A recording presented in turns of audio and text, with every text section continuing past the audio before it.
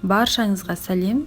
Бүгін сникерс пирогын жасап үйренетін боламыз. Менімен бірге болып каналға тіркелуді ұмытпаңыздар.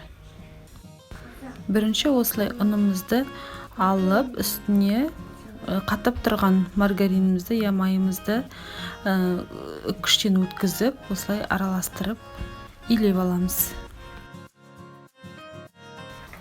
Қамыр қопсытқышымызды және какаомызды салып, оны да жақсылап илейміз. Видеоны соңына дейін көріп, лайк басуды ұмытпаңыздар. Керек құралдарды төменде описаниеге қалдыратын боламын.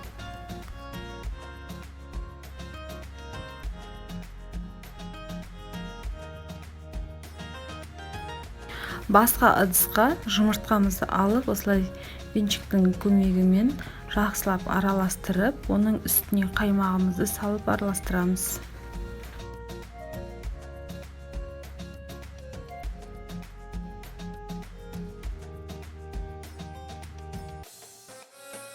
Жақсылап осылай араластырып алып, үстіне қантымызды салып араластырамыз.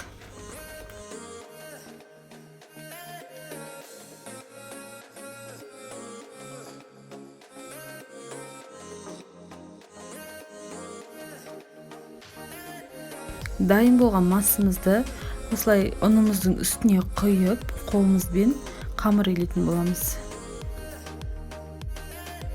Қолдың көмегімен иленген қамырымызды тоңазытқышқа жарты сағатқа бетін жауып қойып қоямыз.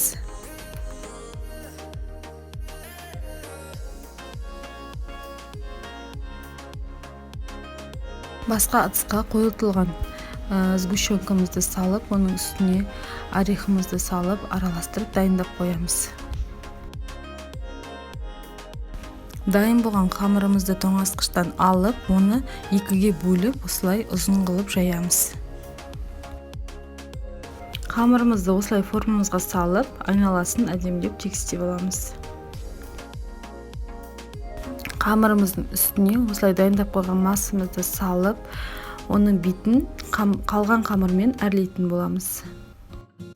Әркім өз фантазиясына қарай әртүрлі қылып әдемілеп әсемдеуімізге болады. Дайын болған пирогымызды 170 градуста 30-40 минут пісіріп аламыз.